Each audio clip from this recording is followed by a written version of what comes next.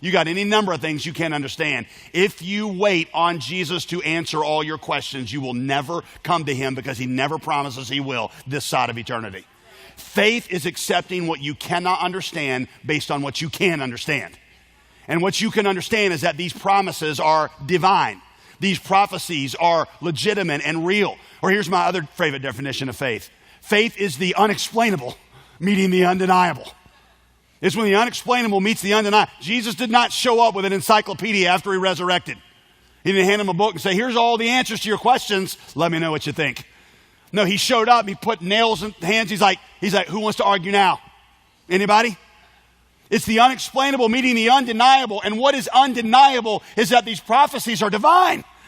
These prophecies tell the life of Jesus, both the purpose and the details of it, with staggering specificity. I mean, just think about it. Scripture tells us that the coming Messiah would be born of a virgin, Isaiah 7:14. He'd be from the line of Abraham, Genesis 22:18. He'd be a descendant of the line of Judah, Genesis 49:10. He would be from the household of David, Jeremiah 23:5.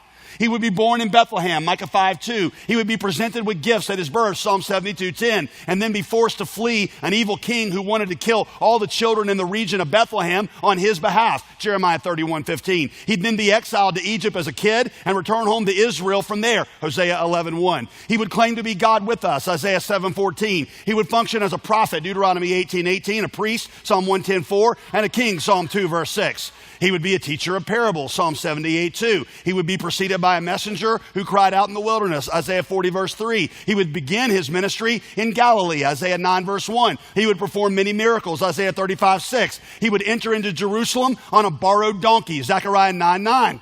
And then there are more than 20 prophecies that get fulfilled in his life in one day.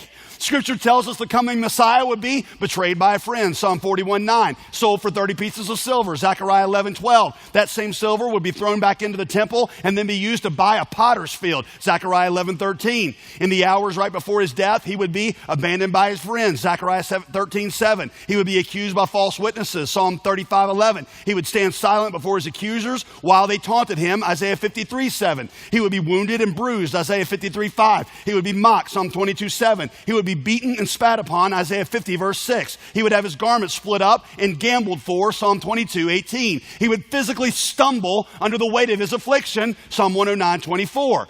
At his death, he would have his hands and feet pierced, Psalm 22:16. Be executed between two criminals, Isaiah 53:12. He would experience great thirst, Psalm 69:21. He would pray for his persecutors while they killed him, Isaiah 53:12. He would have his side pierced, Zechariah 12:10. Despite great physical travail and having his hands pierced and his side pierced, not one of his bones would be broken, Psalm 34:20. He would die at midday, and during the hour of his death, darkness would miraculously descend upon the earth, Amos 8:9. He would then be buried in a rich man's tomb, Isaiah 53:9, after which he would be resurrected to the Father's right hand and pour out gifts on his followers, Psalm 16:10 and 68:18.